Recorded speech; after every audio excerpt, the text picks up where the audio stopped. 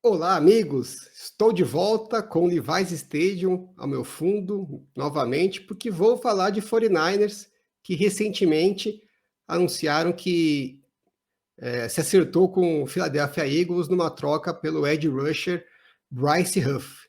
E eu estou aqui para falar por que essa troca muda tudo, toda a situação da linha defensiva dos 49ers e melhora bastante o prognóstico do time no pass rush daqui para o início da temporada.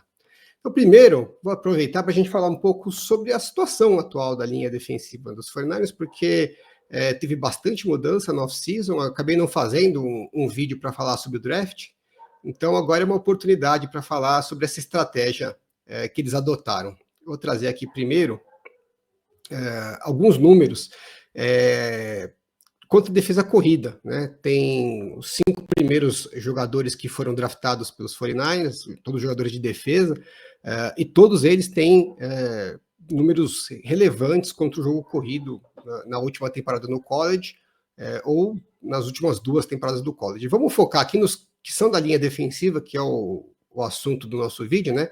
O pique do primeiro round, o Michael Williams, teve nota de 86 do PFF contra o jogo corrido desde 2023, né? Então, considerando as últimas 2 temporadas do college acumuladas, ele teve uma nota excelente, é um ponto fortíssimo dele. O Alfred Collins, que é o pick de segundo round, o defensive tackle, teve 85 contra o jogo corrido em 2024, também é um principal ativo dele aí é o jogo corrido, é a defesa contra o jogo corrido, pelo menos é o que ele mostrou no college que mais se destacou, né? E o CJ West, que é o jogador de quarto round, que também é um defensive tackle, que o pessoal tem comparado muito com o DJ Jones, pela constituição física, né? Que também era um jogador que se destacava muito nos 49ers, principalmente contra o jogo corrido. Ele também teve uma nota excelente, até melhor aqui do que o Alfred Collins, né, 88.1 em 2024. E se você pegar para trás os outros anos, eles também, né, tanto o Collins como o CJ West, são jogadores que tinham números bons contra o jogo corrido, que é uma característica que é um pouquinho mais fácil de imaginar que ela vai passar para a NFL, né? Quando você muda para o profissional, você consegue manter a sua vantagem. O jogo corrido é uma que se traduz um pouquinho melhor do college para o profissional. Então, é de se esperar que eles sejam jogadores que vão agregar no jogo corrido, contra o jogo corrido, né? E os 49ers estão precisando muito disso. Vou trazer aqui 2 formas da gente ver como a defesa dos 49ers contra o jogo corrido estava precisando de muito reforço, não pouco reforço, né? Ano passado, os 49ers usaram 7 jogadores no box, né? 7 defensores no box, em 76% das corridas. Foi a 7ª maior marca com 7 jogadores no box, e a 5ª maior marca quando teve 8 ou mais jogadores no box, né? Que é assim, vamos colocar o máximo possível de gente para parar o jogo corrido. O 49ers foi um dos times que mais fez isso.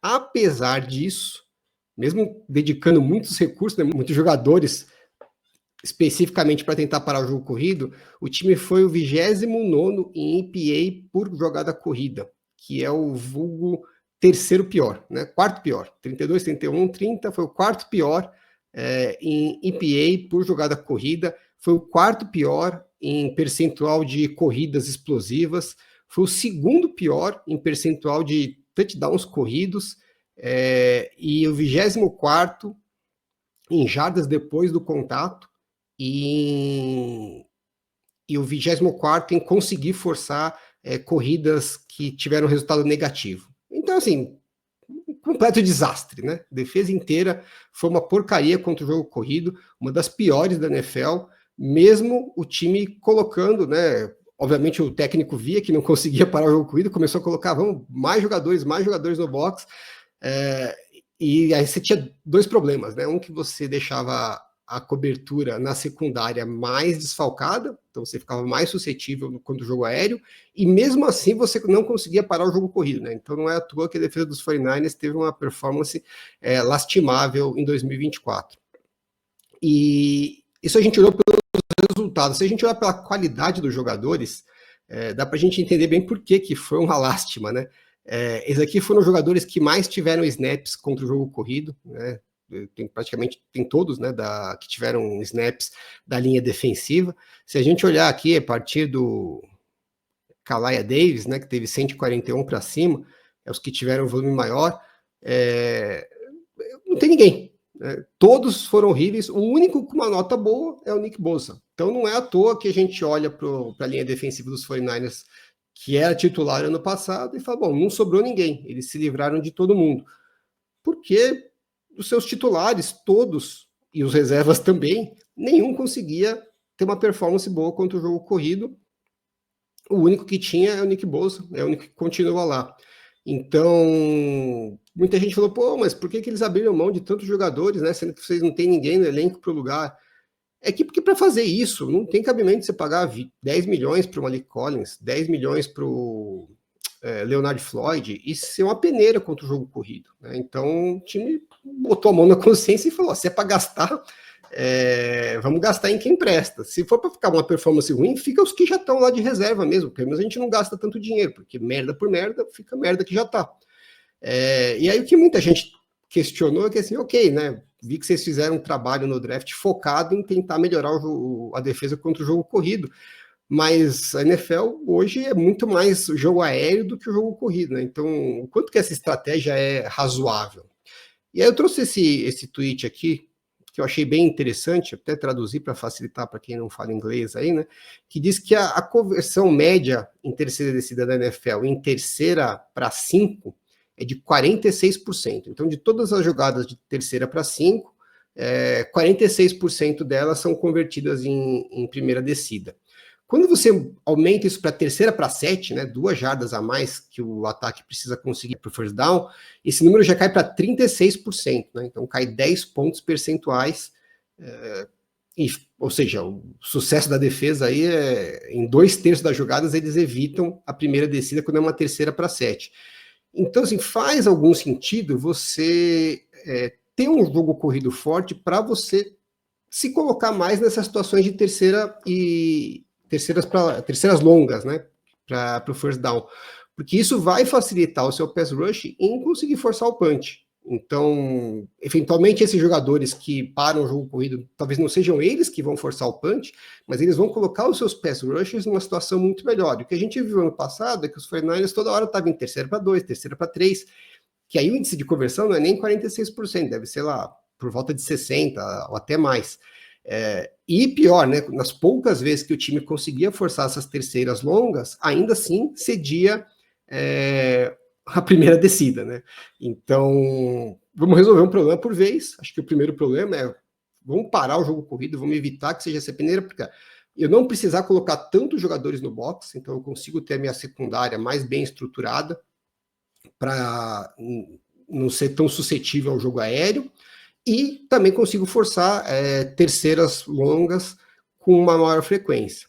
Então, acho que essa estratégia faz muito sentido. Mas tá, aí você consegue forçar essas terceiras longas, e se você não tiver pass rush, e o 49ers abriu mão, né, dos seus jogadores que tinham maior volume e maior salário na linha defensiva, tirando o Nick Bosa, né, então não sobrou ninguém, você vai depender só dos rookies para isso. E aí eu trouxe um pouco como que estava a rotação dos 49ers na linha defensiva. Coloquei aqui os rookies como titulares, que não é uma coisa muito certeza que vai acontecer, né? Porque rookie é rookie. Então, muito provavelmente o time vai priorizar os veteranos, né, que já sabem meio o que estão fazendo, até que os rookies se provem que têm mais talento e não cometem um número muito alto de erro. Mas eu acho que também não é tão absurdo assim, né? Porque a gente viu a performance dos jogadores da linha defensiva dos 49ers contra o jogo corrido. Então, assim, para começar, né, numa primeira para 10, não precisa que o Michael Williams, o Alfred Collins e o CJ West performem muito bem. Talvez eles estejam aprendendo, mas assim, o sarrafo está baixo. Eles conseguirem mostrar que eles têm qualidade suficiente para ser melhores contra o jogo corrido nessas primeiras para 10, não está precisando muito. Né? Então, acho que tem uma possibilidade. E quando você olhava a rotação, em defensive tackle, você tem o Jordan Elliott, Kevin Givens e o Evan Anderson. Evan Anderson é um jogador que mostrou até que uma boa qualidade ano passado, tem um potencial, um jogador que agora está entrando no segundo ano passado ele era rookie, né, um jogador que não foi draftado, então ele eventualmente até pode beliscar lá uma vaga de titular, vamos ver o quanto que ele vai evoluir para o segundo ano. O Jordan Elliott e o Kevin Givens, eu acho que assim, já mostraram, já deram todas as provas que eles são ruins, né, entra na rotação ali, quebra um galho, mas não faz lá grande coisa. O quanto que a gente pode esperar do Evan Anderson, do Alfred Collins e do C.J. West no pass rush, acho que ainda é difícil de saber, porque 2 são rookies, o outro está entrando no segundo ano, não teve nem tantas oportunidades ano passado. Mas uma coisa que o 49ers tem meio que tranquilo, assim, a hora que se eu conseguir forçar uma terceira para 7, terceira para 8, eu tenho, além dessas opções de jogadores que são defensive tackles tradicionais, né, que podem me ajudar ali na rotação, do pass rush nesses momentos de terceira longa, eu posso trazer os edge rushers, que tem uma constituição física um pouquinho mais parruda, e fazer eles correrem pelo meio, que é uma coisa que os 49ers já fizeram várias vezes, né, faziam muito com o Eric Armstead, antes dele virar defensive tackle full-time, ele ficava primeiro como edge, né, para parar o jogo corrido, na defesa de 2019, que foi, acho que, a melhor defesa que os 49ers tiveram aí na gestão do Shanahan com o Lynch. Ele fazia isso, né, ele começava, nos primeiros downs ele estava por fora, e depois ele corria por dentro, e o Arden Key já fez isso, o Charles Omenihu já fez isso, e o time já mostrou, né, já declarou que quer fazer isso com o Gross Matos e também com o Michael Williams, né? Então, mesmo que os rookies não se demonstrem pass rushers muito bons, que eu acho que tem uma chance deles surpreenderem nesse quesito, o time tem peças ali para, numa terceira para 7, 8 ou até mais, conseguir gerar pressão pelo meio com edge rushers que vão vir de fora para dentro. Onde que está o problema? Exatamente nos edge rushers, porque você tem o Nick Bosa e não tem muito mais o que fazer ali, né? Eu até marquei aqui a situação que estava antes, assim, você tinha 4 jogadores para rotação ali de edge, só que o Gross Matos e o Michael Williams, quando você precisa gerar o pass rush, eles tendem a jogar por dentro, né? Então, na hora de você, pô, legal, terceira para 7, preciso forçar o punch. É o Nick Bosa e o Sam, ou ninguém consegue falar o nome desse jogador aí, que é um cara que não foi draftado, nem era dos 49ers, o 49ers pegou depois dele ser cortado, mostrou algum talento tal, assim, acho que ele consegue ajudar na rotação, mas não é o cara que vai resolver. Então, tinha um buraco ali, claro, né, que você fala, bom, falta alguém para a rotação normal, né, porque às vezes força uma segunda para 10, né, não é uma terceira longa, mas uma segunda para 10. Pô, é mais provável que vai ser um passe do que uma corrida. Quem que é o cara que vai ficar do outro lado do Nick Bosa nessa jogada? Não tinha um cara assim melhorzinho no pass rush, né? E na hora de forçar o punch, aí com certeza você não tinha, né? O Robert Saleh sempre teve um speed rusher, né, nas defesas dele. Com os 49ers em 2019 era o Dee Ford, né? Então eu acabei de falar que o Eric Armstead corria para dentro, né? Por dentro, quando era uma terceira longa, e o Dee Ford que fazia essa função de speed rusher no wide line ali, tentando fazendo par com o Nick Bosa, né, até com estilos relativamente diferentes, e quem fazia essa função nos Jets era exatamente o Bryce Huff, né, que acabou saindo para os Eagles. E os 49ers não tinham, então, ninguém para fazer essa função. E aí que eu acho que entra o Bryce Huff, que é o que muda a situação completamente, porque a estratégia até que estava bem desenhada, tem uma chance boa de funcionar, você conseguir se colocar mais vezes em terceira para 5, terceira para 7, terceira para 8. Você tem o Nick Bosa, que é um dos melhores da NFL, entre os edge rushers, e você tem jogadores que podem gerar pressão pelo meio nesse tipo de situação. E você tem um buraco do outro lado ali que você não tem ninguém, não é nem que tem assim uma aposta, um cara que você draftou no 6º round, que quem sabe, né? Não tem ninguém, absolutamente ninguém. E aí, com essa troca do Bryce Huff, você não só resolve esse problema de pôr alguém, mas você põe alguém que, tem muito talento fazendo isso. Eu sei que muita gente vai falar, mas no Eagles ele foi uma merda, né? Aquele ano no Jets que ele teve 10 sacks, de repente foi uma miragem. E eu acho que não. Eu vou mostrar aqui por que eu acho que não. Então, eu fiz até um comparativo aqui, né, do Bryce Huff com o de Ford, os números deles físicos são muito parecidos, e quando você olha as notas dele no PFF, em situações que eles chamam de true pass sets, que assim, é aquela situação que muito provavelmente vai ser um passe. Então, terceira para 8, terceira para 9, ninguém está esperando corrida, né? Então tá tudo. Eventualmente pode vir, né? Tentar fazer uma surpresa, mas em geral é uma jogada que a gente chama de jogadas óbvias de passe. E nos últimos 4 anos, o Bryce Huff teve 75,3, né, nos Jets. Foi o primeiro ano que ele teve com o Robert Saleh. E ele é um jogador que tinha sido não draftado, né? Então não estava conseguindo, buscando espaço dele, né? E aí em 2022 ele já teve, o Robert Saleh já teve mais volume para ele. Ele falou, esse cara aqui tem alguma coisa aqui, né? Ele conseguiu 88,2, foi um dos melhores da NFL.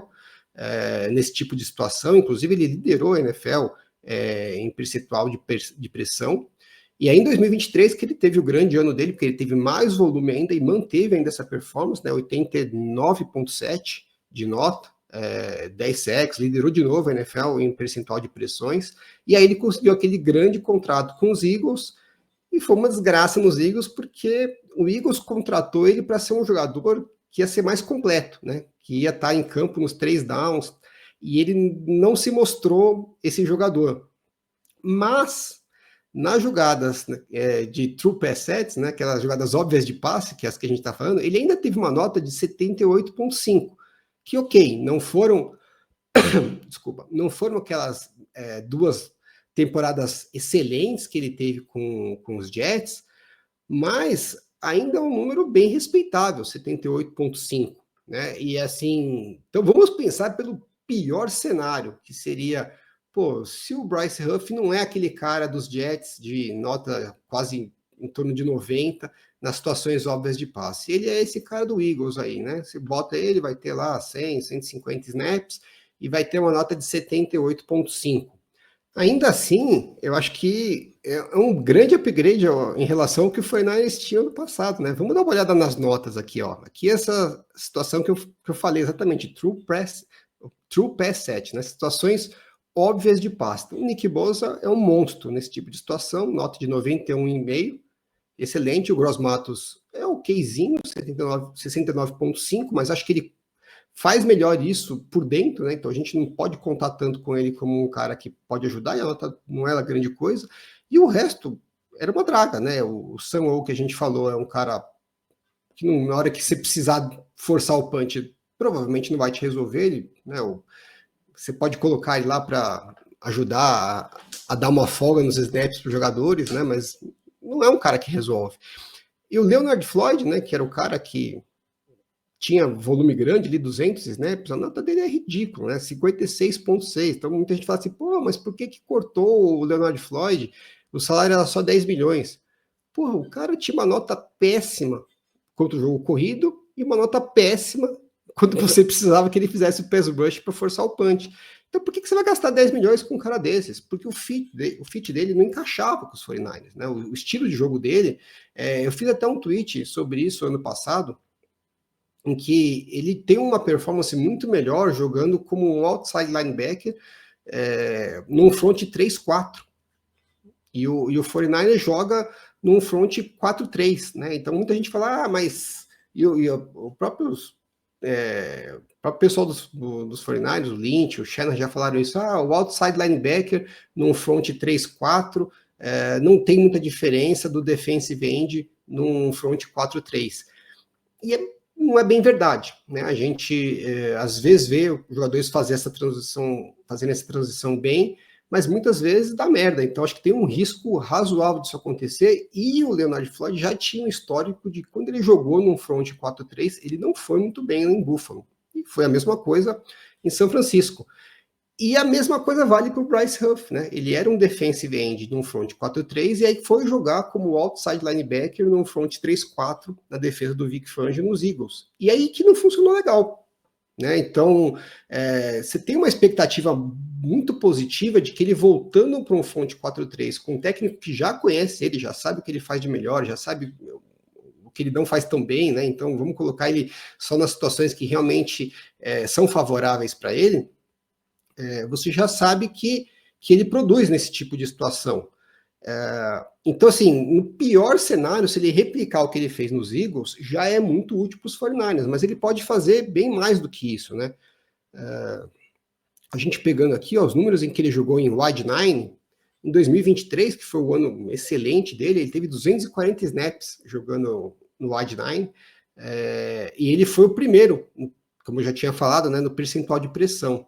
Ano passado, nos Eagles, ele só teve 89 snaps, né? Então provavelmente ele até nem entraria no corte, mas se você colocasse ele junto com os outros jogadores, ele seria o nono em percentual de pressão nesse tipo de situação, né? Jogando em wide line. Só que os Eagles colocaram ele em muito poucos momentos, só 89 snaps, porque não era o estilo de jogo que o Philadelphia Eagles tinha para a defesa deles. E aí, assim, se a defesa do Eagles não tivesse bem, ok, vamos mudar alguma coisa e colocar o Bryce Huff na função que ele faz melhor. Mas, pô, a defesa do Eagles estava jogando demais. E assim, se o Bryce Huff não se encaixa na filosofia da defesa do Eagles, você não vai mudar a defesa por causa dele. Muda ele, né? Foi o que o Eagles fez. Falou, bom, vamos continuar com os que se encaixam melhor.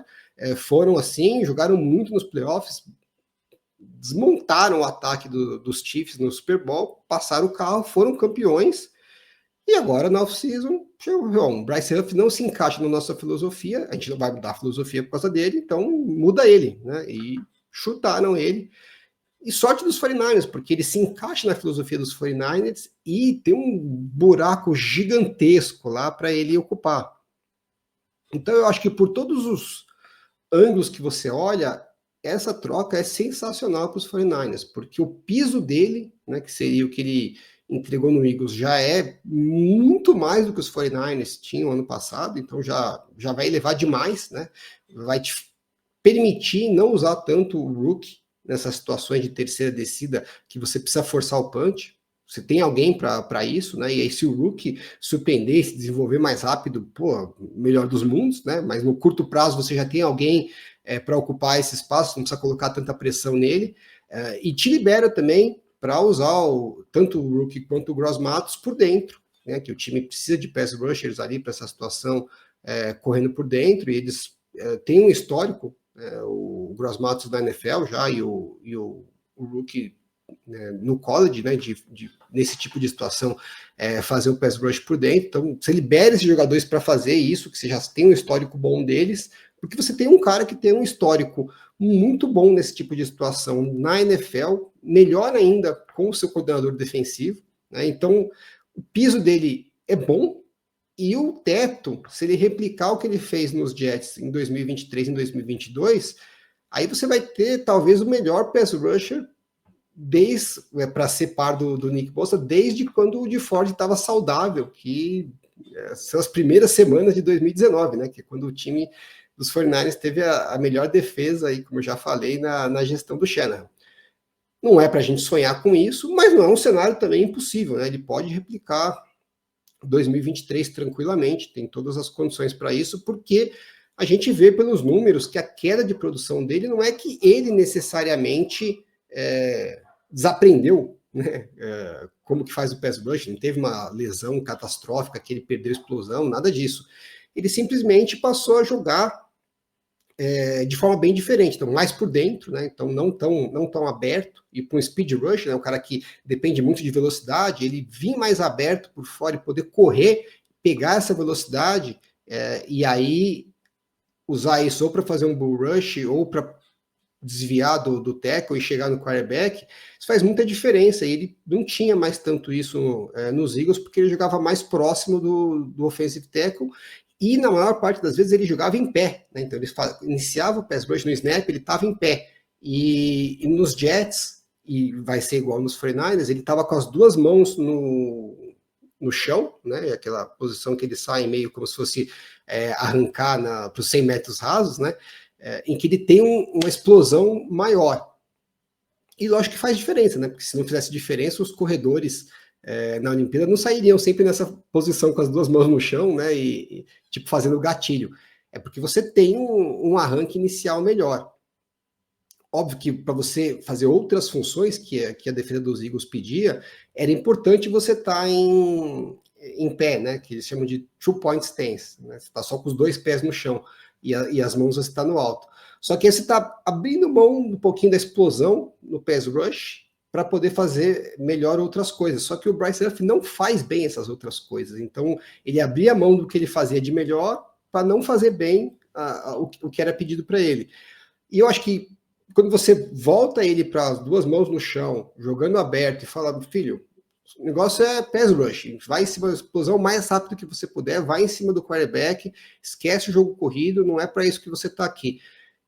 É de se esperar que ele vai ter uma melhora significativa de produção. Então, eu acho que um cenário realista é ele produzir, talvez não tanto quanto em 2023 nos Jets, mas alguma coisa intermediária ali, uma nota entre essa nota de 89,7 e 78,5 em situações óbvias de passe.